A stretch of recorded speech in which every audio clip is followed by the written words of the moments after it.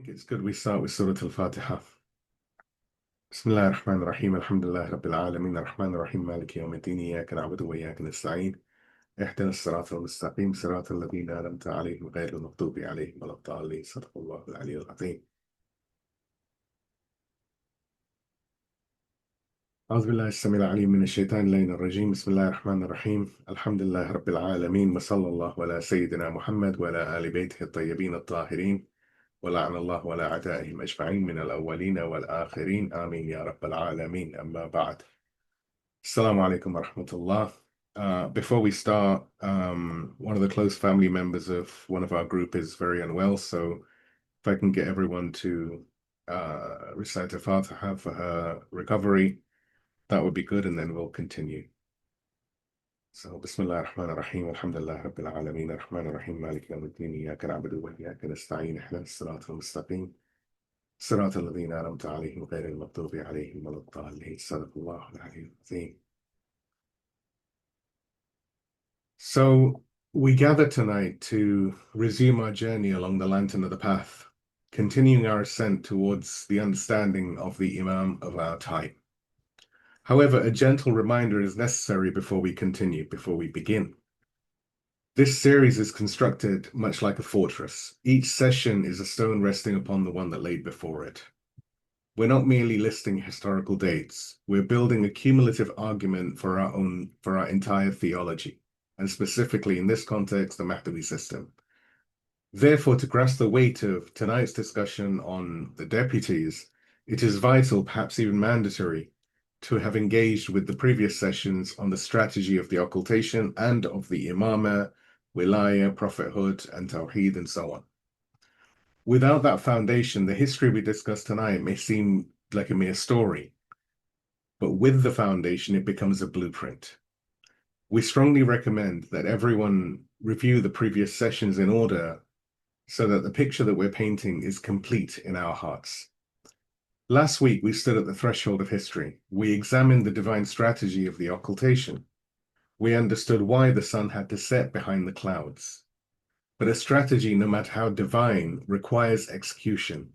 It requires souls forged for burden, those capable of carrying the weight of the heavens without breaking. Tonight, we move from the philosophy of the occultation to the reality on the ground. We enter the streets of Samarra in the year 260 after Hijrah. The atmosphere is suffocating. The house of the Imam is under siege, and the spies of the Abbasids are watching every shadow. The community is teetering on the edge of collapse. And in the center of this storm stands one man. He's not a prince. He's not a general. To the outside world, he is merely a seller of cooking oil. But to the heavens, he is the trustworthy one, someone known as al-Thiqah. Tonight, we examine the life and legacy of the first deputy of Imam Mahdi, Uthman ibn Sa'id al-Amri. But before we open that chapter, let us first reorient ourselves with a brief recap of where we've been, so that we may understand where we are going. Please give me a salawat, and we move on to the recap. اللهم صل على محمد وآل محمد. So before we open the dossier on the first deputy, let us orient our compass with a brief summary of the previous session. So the first point, the political necessity, the shield. We established that the lesser ghaiba was a tactical withdrawal. Just as the Prophet took refuge in the cave of Thawr, and just as the Prophet Jesus was raised to the heavens, the Imam of our time was withdrawn from the physical reach of the tyrants in order to preserve the divine covenant. We learned that when the arrogant powers, the mustakbirin, besiege the truth does not surrender. Rather, it goes underground. Next, we look at the societal necessity, the school. We learned that the 69-year-old period of the lesser ghaiba was a weaning process. The Imam refused to let us remain children dependent on his physical hand. He pushed us into the open water, teaching us to swim using the life raft of the scholars or the fuqaha. It was the birth of the system of Mahdawiyyah. And the third point, the ontological necessity, the sun. We concluded with the profound insight of al-Amri The Imam is the anchor of the earth, even if unseen. He provides a spiritual gravity that keeps the universe from collapsing. He is the sun behind the clouds, present, radiant, and vital, even when our eyes are too clouded to see him. And now we come to the transition.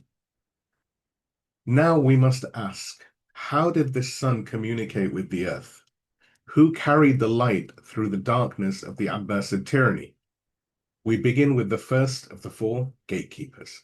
Please give me a salawat, and we move on to the main part of the session, which is the four deputies, part one, the trusted confidant. اللهم صل على محمد وآل محمد وعجل. So firstly, we look at the credentials, the 50-year vetting. Now, imagine the morning of the 8th of Rabi al-Awwal, 260 years after Hijrah. Imam Hassan al-Askari has just been martyred. The government is raiding his house, searching for a child they intend to kill.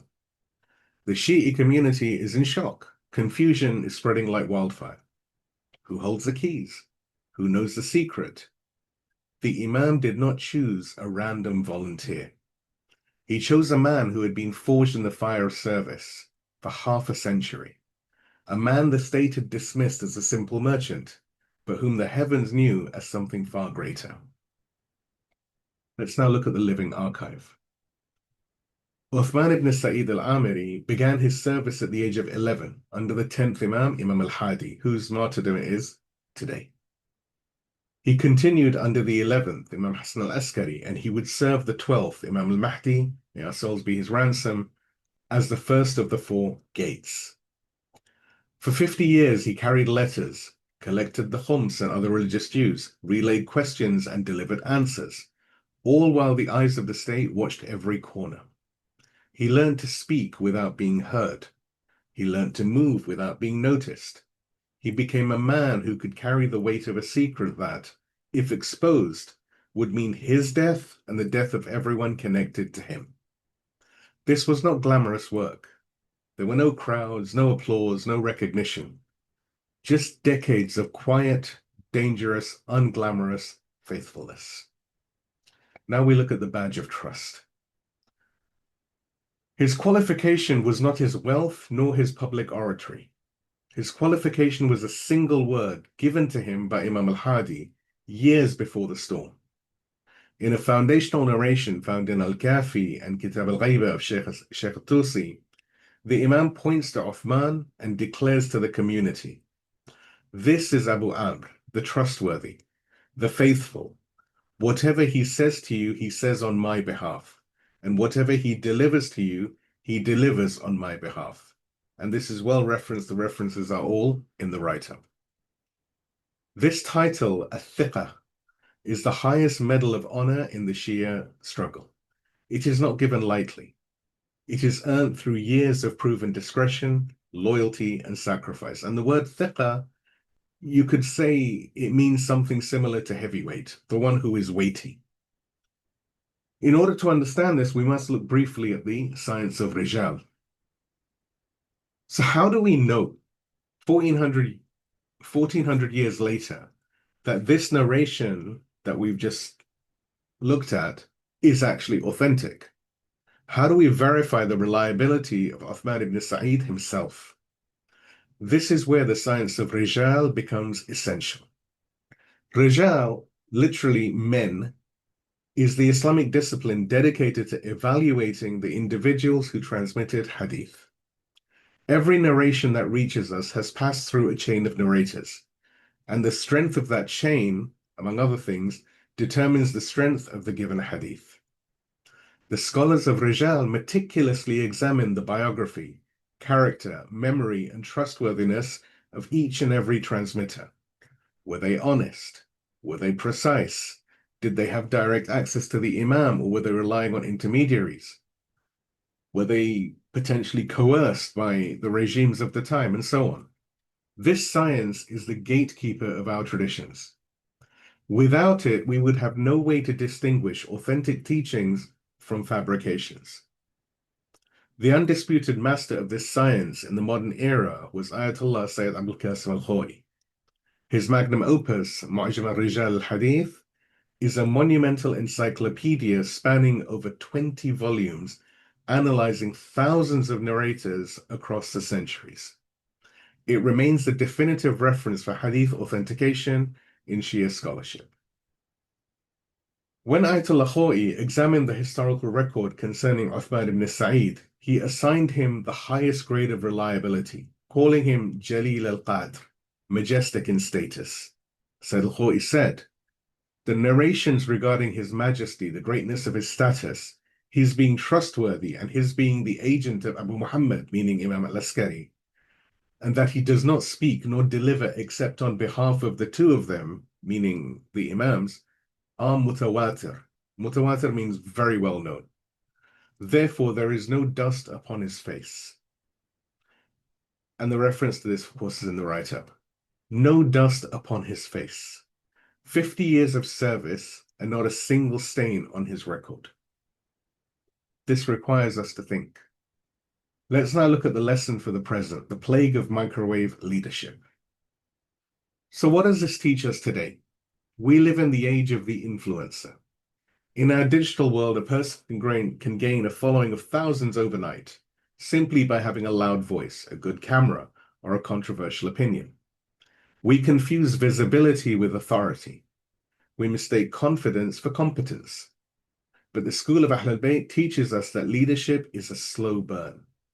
Uthman ibn Sa'id did not become the gateway to the Imam because he was famous. He became it because he was consistent. Real leadership is not built on viral clips. It is built on decades of tedious, unglamorous faithfulness. And now we come to our first call to clarify. Who do we trust? We must ask ourselves, who do we trust with our religion today?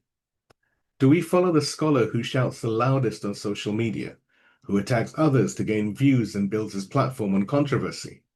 Or do we follow the quiet, grey-haired jurists who have spent 50 years or more studying in the corners of Najaf and Qom, far away from cameras?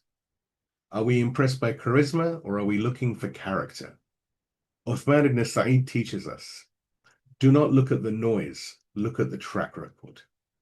Please give me a salawat and we move on to the next point, which is the method, the oil seller. اللهم صل على محمد وعلى محمد. So we have established who Uthman ibn Sa'id was, a man vetted by 3 Imams over half a century. But now we must ask, how did he operate? How did the first deputy function under the nose of the most sophisticated intelligence apparatus of his age? How did he move money, letters, and secrets through a city crawling with Abbasid spies? He did not wear a uniform. He did not wave a flag. He wore the clothes of a merchant. Let's look at the tradecraft of resistance. Uthman ibn Sa'id was well known by the title of as-Samman, the oil seller. He established a legitimate business, trading in cooking fat and oil. To the guards at the checkpoints, he was just another grocer hauling his heavy cargo through the streets of Samarra. But inside those oil canisters was something far more precious than just fat. When the Shia brought their religious dues, the khums, zakat, and other things, or secret letters, questions intended for the Imam, Uthman would hide them inside the skins of clarified butter and oil canisters. He would then transport these canisters through the military checkpoints of Samarra, right past the guards who were hunting for the Imam and anyone connected to him. Sheikh al-Tusi records this tradecraft in his Kitab al-Ghaiba, saying, he used to trade in cooking fat as a cover for the matter. When the Shia brought wealth to him, he would place it inside the skins of cooking fat and oil canisters. And the reference, of course, is in the write-up. This was not mere commerce. This was resistance disguised as routine. Let's now look at the secret organization. Imam Khamenei, in his seminal analysis on the 250-year-old person, which of course formed the backbone of our study on Imamah and continues to guide us through these important sessions on Mahdawiyyah, argues that we must not reduce the Wikalah, the deputyship network, to a simple religious charity. It was In Imam Khamenei's words, a political resistance network operating under the nose of the Caliphate. He writes, the lives of the Imams over the 250-year period were a continuous political movement. This secret organization of the Shia, guided by the Imams, reached the peak of its complexity during the Lesser Occultation. The 4 deputies were the pillars of this tent, who preserved the network through taqiyya, strategic prudence, and intelligence. And the reference, of course, is in the write-up. And we've said this previously in other sessions as well. The 4 deputies were not simply pious men who answered theological questions. They were commanders of an underground movement, men who understood that protecting the Imam required not just faith, but also strategy. Let's now look at our next lesson for the present, humility and security. There are 2 profound lessons embedded in the story of the oil seller. Firstly, you have the lesson of humility. Uthman ibn Sa'id was the representative of God's proof on earth, and yet he was content to be known as a mere grocer. He did not demand a title. He did not seek a platform. He understood a principle that we have largely forgotten. The mission matters more than the image. In an age where we crave recognition, where we want our names on buildings and our faces on banners, Uthman reminds us that the greatest servants of the Imam are often invisible. And secondly, operational security. We are living through what has been called a soft war. What is a soft war? Our institutions, our scholars, and our youth are constantly under surveillance, not by Abbasid soldiers, but by the ideological machinery of the arrogant powers of our time. Uthman teaches us that we must be wise. We must not expose our strategies, our assets, or our vulnerabilities carelessly. Sometimes the most effective work is done entirely undercover, away from the spotlight, hidden in plain sight. Let's now look at our next call to clarify, the ego trap. So ask yourself honestly, is your service to the Imam dependent on recognition? If the Imam asked you to serve him today, but the condition was that you must work as a lowly janitor, and no one could ever know who you are, would you accept? Or does your ego demand a stage? And regarding our communities, are we protecting our institutions with wisdom, or are we exposing ourselves to the enemy because we are desperate for attention? Uthman ibn Sa'id carried the secrets of the Imam inside oil canisters hidden beneath cooking fat. He passed through checkpoints unnoticed. He lived and died without fanfare. And because of this humility, the light survived. Please give me a salawat when we come to the next point, which is the crisis, the funeral, and the liar. اللهم صل على محمد وآل محمد. So we have seen who Uthman ibn Sa'id was.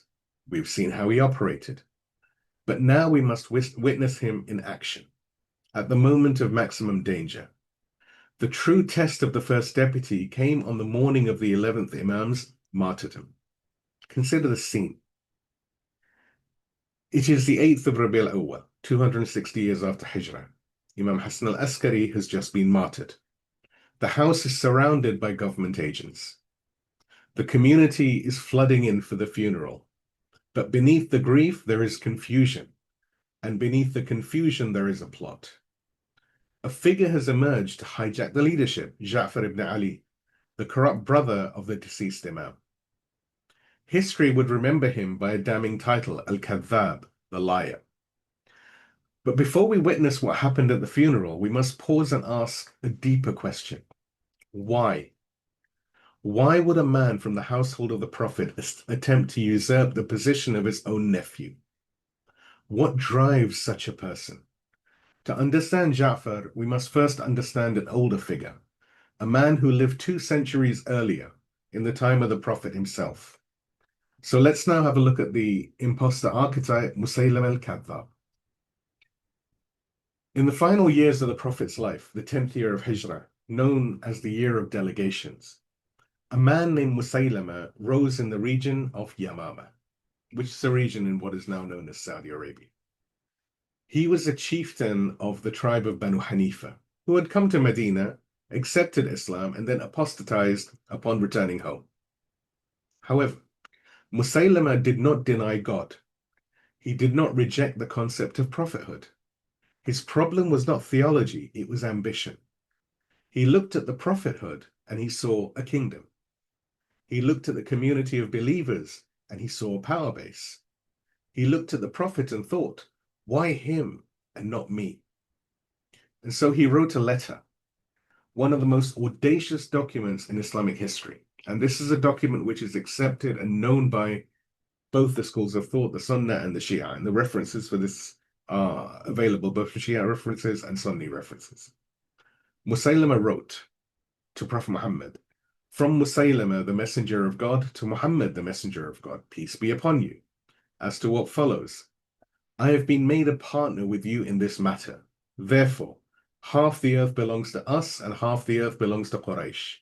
But the Quraysh are a people who transgress by not sharing. Pause and absorb the audacity. He addresses himself as the messenger of God. He claims he has been made a partner in divine authority. And then he reveals his true motivation. Half the earth belongs to us. This is the confession of the impostor. He viewed prophethood as real estate. He thought it was a kingdom to be divided between tribes, a territory to be negotiated over, much like a business merger. The prophet's reply was not an argument. It was a correction of reality. Prophet Muhammad replied to him like this: in the name of God, the most beneficent, the most merciful. From Muhammad, the messenger of God, to Musaylama, the liar. Peace be upon those who follow the guidance, as to what follows.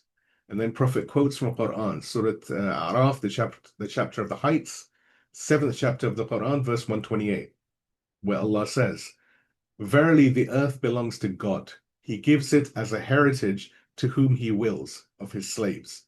And the blessed end is for the pious. And this is all logged and documented within Sunni and Shia sources. Now notice the correction embedded in the address. Musaylama called himself the messenger of God. The Prophet called him what he was, Musaylama al-Kadhdhab, Musaylama the liar. And notice the theological precision of the reply. The Prophet didn't argue. He simply stated the reality that Musaylama had failed to understand. The earth is not Prophet Muhammad's to give or share, nor is it Musaylama's to take. It belongs to God. Divine authority is not a chair you sit on. It is a trust you are chosen to carry. This exchange, as I've said, is preserved unanimously across the Islamic tradition, and all of the references for it are in the write-up. I encourage everyone to review. Suffice it to say that both the Sunnah and the Shi'i sources agree. Musaylama was the liar, and his lie was not a denial of God. It was the attempt to commodify what belongs only to God. And yet now the virus returns. Ja'far ibn Ali al-Kadhdhab. 2 centuries later, the virus returned, this time within the household of the Imam itself. When Imam Hassan al-Askari was martyred, his brother Ja'far saw an opportunity. The historians are clear about his character. He was known for drinking wine, for frivolity, and for a life far removed from the piety of his brother. The devoted Shia who knew the family could never accept him as a spiritual guide, as an Imam.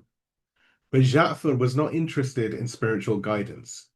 He was interested in the estate. This was not a theological disagreement. This was hubb ad-dunya, love for the world, and hasad, envy. He viewed the Imam not as a sacred burden, but as a business franchise, a position that collected religious taxes and commanded social respect. And then there is the attempted bribe. Sheikh al-Sadu records a remarkable incident in his Kamal ad-Din. After Imam al-Askari's martyrdom, Ja'far went to Ubaydullah ibn Yahya, who was the Abbasid vizier, with a proposal. He, Ja'far, would pay the Abbasids 20,000 dinars annually if the government would officially recognize him as the Imam of the Shia. Think about what this reveals. He did not go to the scholars. He did not go to anyone of authority. He did not present any proofs. He went to the state, the very apparatus that had persecuted his father and brother, and he offered to purchase the position. The vizier's reply is preserved in the sources, and it drips with contempt. And Sheikh al-Saduq records this in Kamal ad-Din. The vizier replies to Ja'far this way. He says, "O fool, the Sultan drew his sword against those who claimed your father and brother were Imams, trying to turn them away, and he failed. If you are truly the Imam in the eyes of the Shia, you have no need of the Sultan, and if you are not, then even if we grant you the title, they, meaning the Shia, will never accept you. Even the enemies of the Imamah could see right through him."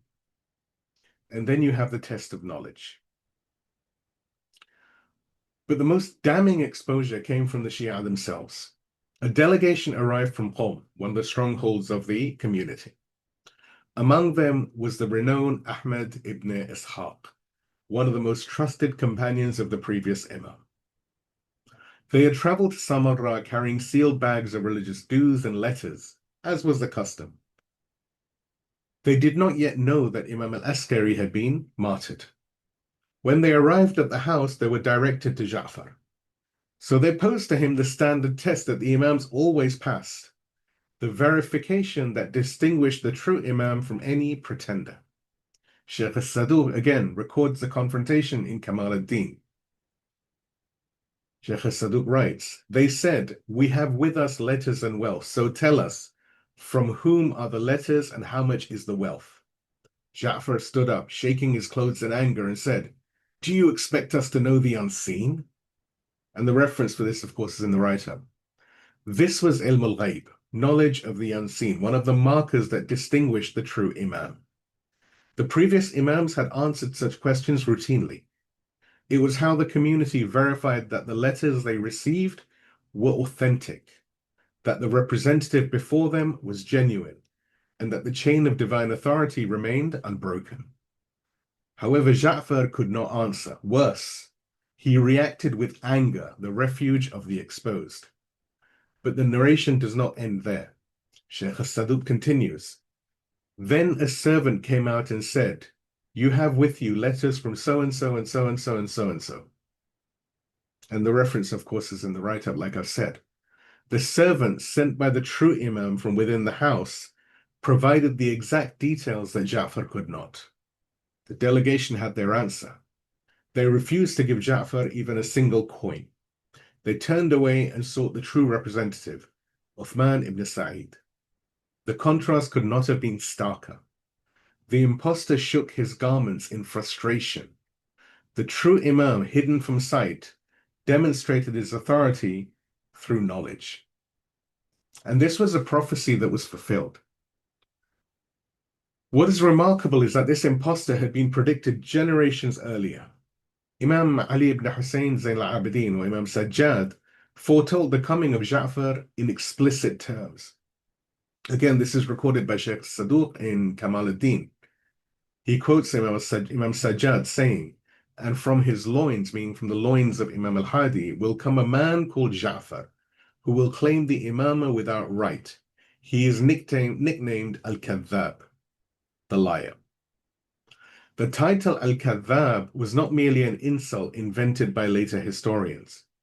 It was a prophetic designation, linking Ja'far to the same spiritual lineage as Musaylama before him. Two liars, 2 centuries apart, one title. So let's now look at the pattern of the impostor. Let us pause and observe the pattern, because this pattern has not disappeared. It reappears in every age. The impostor does not deny religion, he hijacks it. Musaylama believed in God. Ja'far came from the household of the Prophet. Neither was an atheist. but both looked at sacred authority and saw a commodity to be acquired. The impostor seeks authentication from worldly powers. Musaylama sought territory. Ja'far sought the Sultan's endorsement. Neither sought validation from knowledge, from piety, from the community of scholars. They went to the centers of worldly power because they lacked internal legitimacy. And the impostor is exposed by his ignorance. Musaylama attempted to produce verses to rival the Quran and produce laughable gibberish about elephants and frogs. Ja'far was asked basic questions the Imams had always answered, and he could not. The impostor can imitate the external form of leadership, but he cannot replicate the substance. The impostor wants the title without the burden. The true Imam carries the weight of the community's salvation. Musaylama wanted half the earth. Ja'far wanted the estate. They wanted the position, but not the responsibility. Let's now have a look at the confrontation at the funeral. Now we return to that morning in Samarra. Ja'far, despite his failures, had positioned himself at the front of the funeral.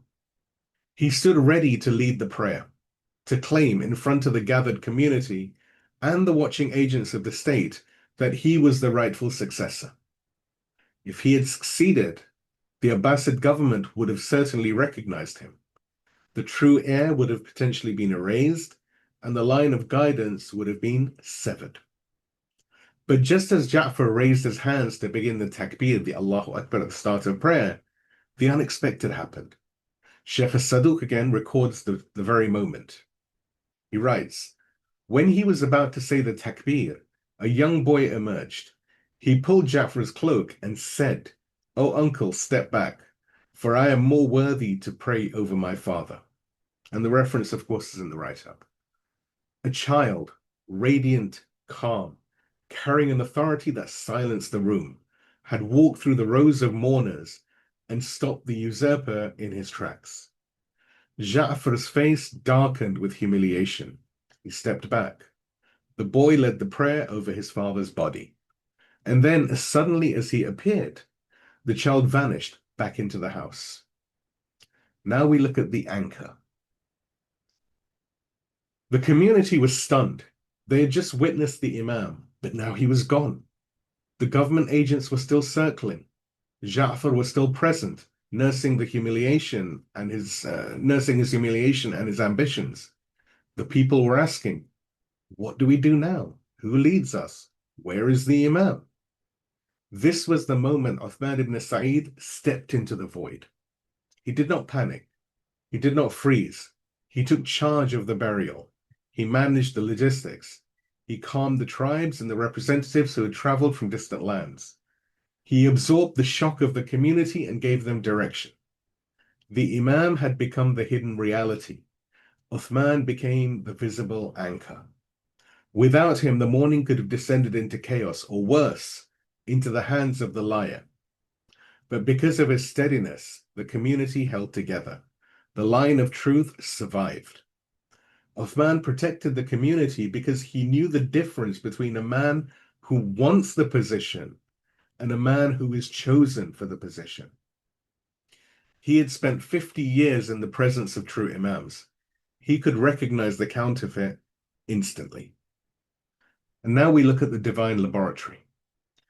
Ayatollah Misbah, the late philosopher of the Islamic Revolution, may God rest his pure soul, offers a profound lens through which to understand this era of the occultation. He describes the occultation as a divine laboratory, an arena of testing in which the believers are sifted and sorted. Ayatollah Misbah writes, saying, "The occultation of the Imam is a great divine laboratory. In this era, the people are sieved. Those whose faith is superficial slip away when the occultation lengthens, or when they see a deputy instead of the Imam. Only those with basira, with deep insight, remain." And the reference, of course, is in the write-up. The funeral of Imam al-Askari was the first great sieve. Some followed the liar. Some abandoned the path altogether, unable to accept an Imam they could not see. But those with basira, those who had been trained by decades of the Imam's teachings, recognized the truth. They held firm, and they followed Uthman. So now for our final lesson for the present, recognizing the imposter. Every generation has its Ja'far. Every era produces its Musaylama. The costume changes, the language updates, but the psychology remains identical. Greed disguises piety, ambition dressed in the robes of religion. Today's imposters may not offer bribes to viziers, but they seek endorsement from algorithms, from viral fame, from media platforms that reward controversy over substance. They do not claim to be imams, but they position themselves as the authentic voice of Islam, while lacking the decades of study that true scholarship requires. And like Ja'far, they are exposed by their ignorance. Ask them a deep question, and they grow angry. Challenge them with the tradition, and they deflect. They have mastered the performance of religiosity, but they cannot answer the test. And now we come to our final call to clarity, the imposter test. How do we recognize the imposter in our own time? Ask yourself, does this person seek validation from the scholars of Qom and Najaf, or from social media metrics? Do they build their platform on service or on controversy and attacks? When challenged, do they respond with knowledge and humility, or with anger and deflection? Are they carrying the burden of the community's guidance, or are they seeking the half of the earth that comes with religious celebrity? Musaylama, remember, wanted territory, and Ja'far wanted estate. The imposters of our age want followers, influence, and fame. The motivation is always the same: the title without the burden, the position without the substance, the crown without the cross. And now we look at firefighters or arsonists.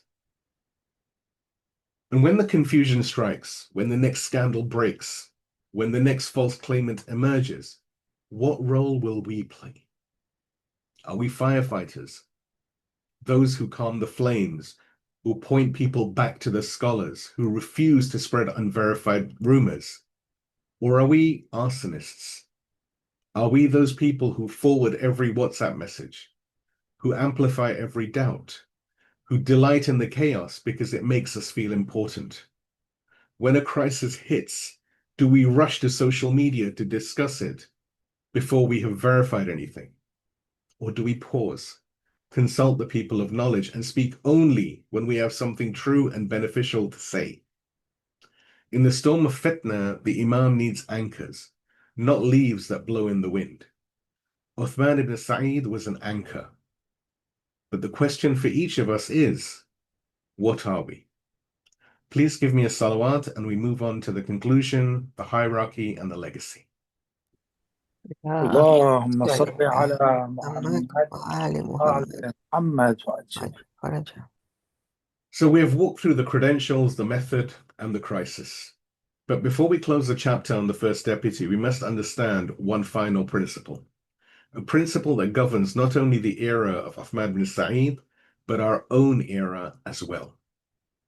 Number one, the scholar bows to the deputy. During the time of Uthman ibn Sa'id, there were great scholars alive, men of immense knowledge and towering reputation. Among them was Ahmad ibn Ishaq al-Qummi, the head of the delegation from Qom that we mentioned earlier, the same man who led the confrontation with Ja'far al-Kadhdhab, the liar. Ahmad ibn Ishaq was a giant. He was a direct companion of both the 10th and 11th Imams. He carried their trust, transmitted their teachings, and led one of the most important Shia communities in the world, in Qom. Yet when he came to Samarra and later to Baghdad, he submitted to Uthman ibn Sa'id. Why? Because the Imams themselves had directed him to do so.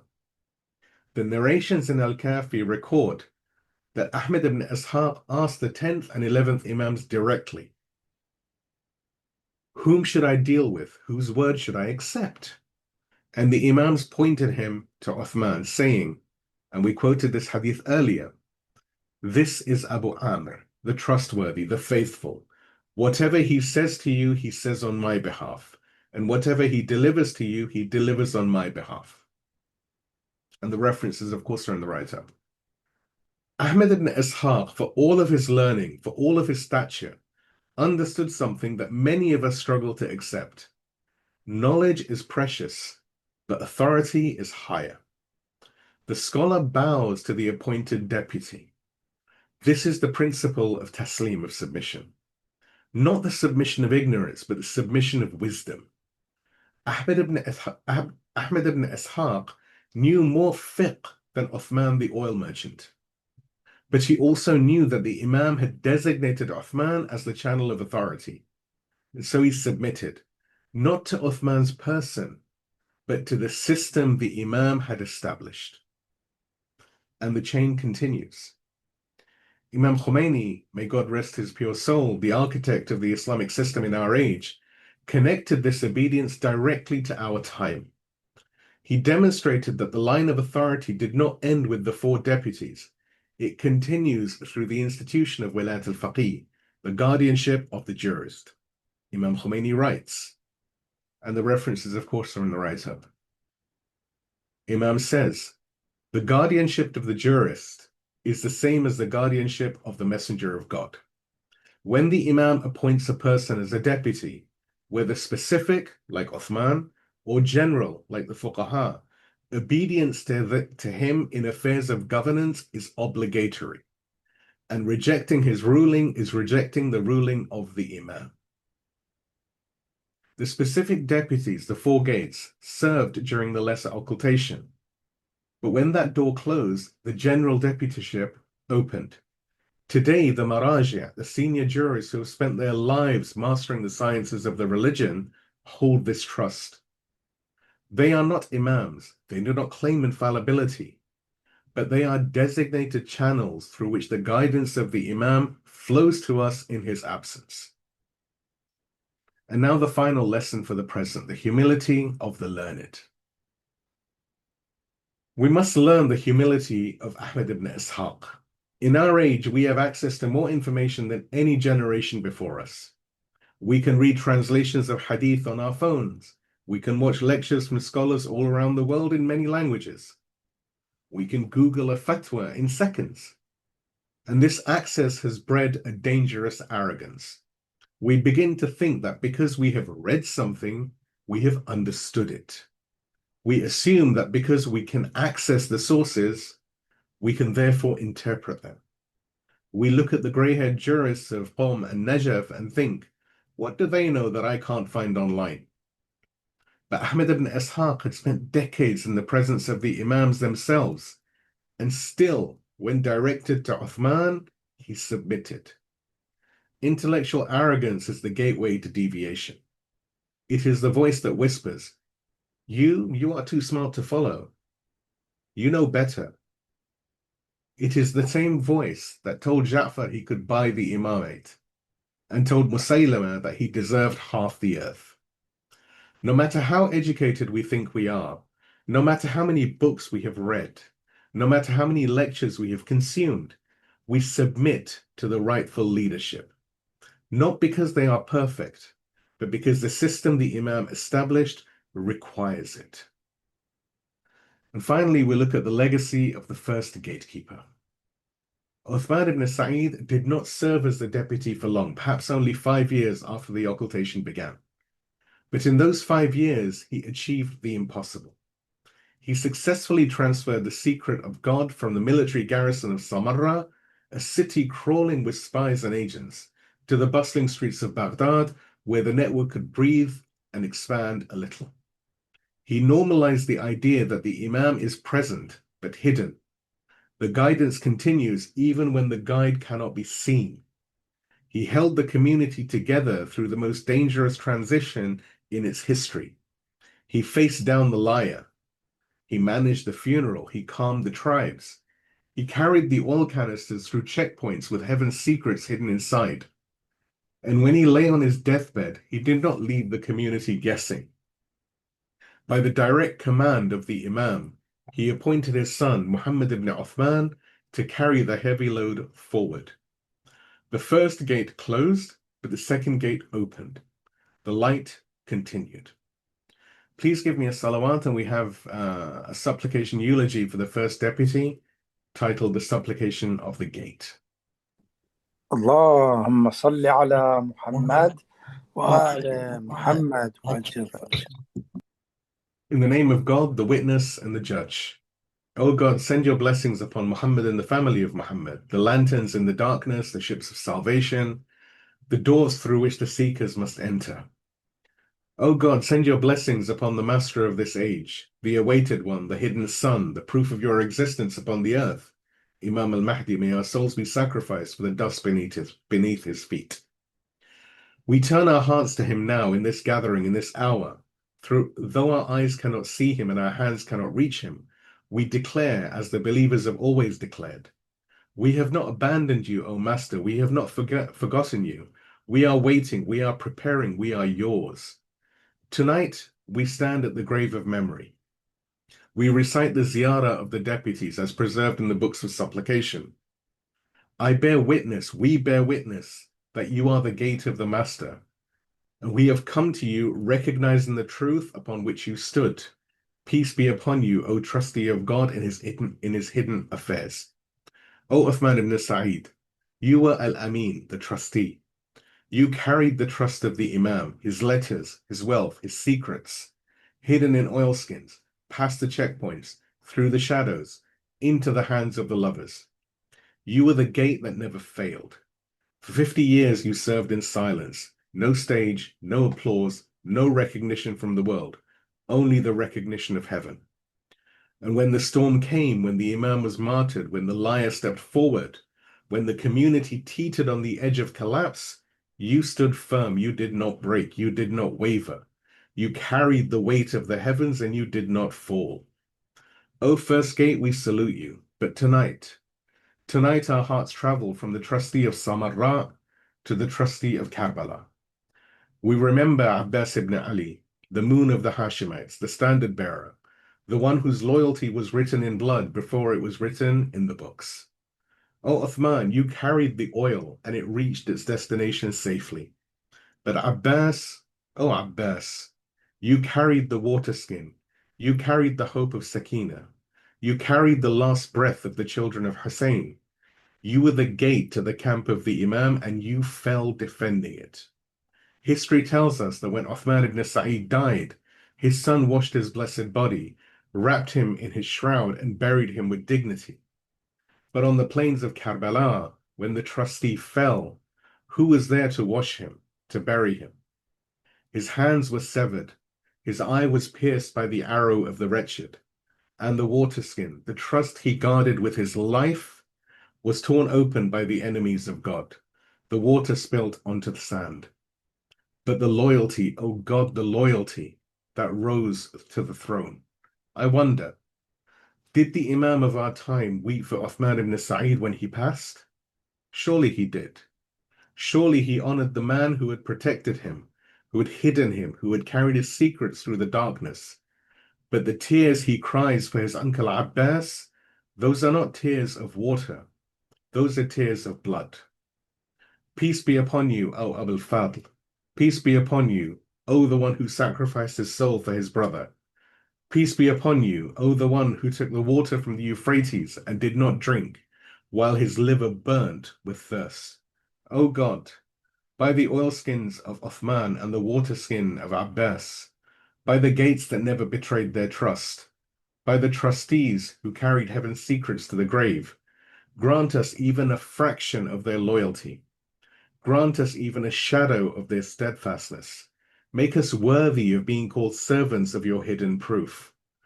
O God, grant us basira, the deep insight that sees through masks. Do not let us be fooled by the liars who masquerade as guides.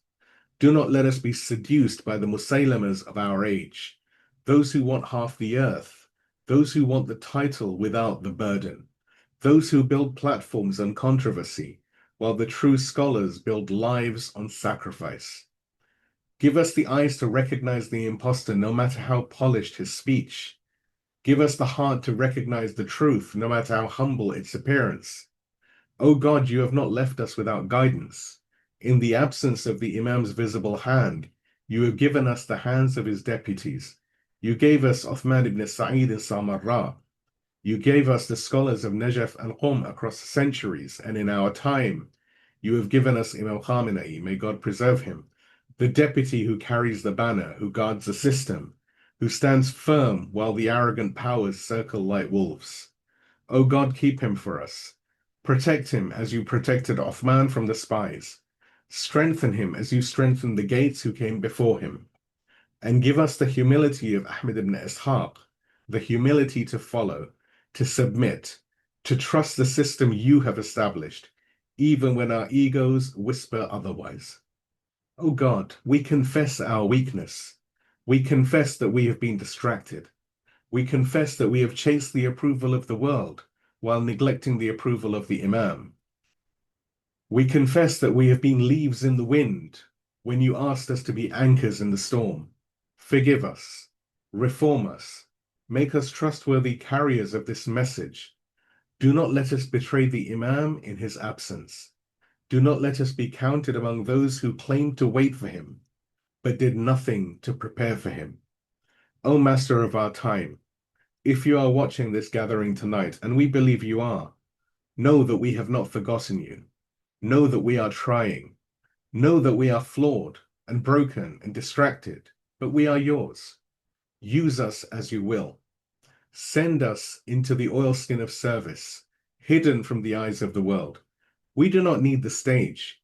We only need your acceptance. O God, hasten the return of our Imam.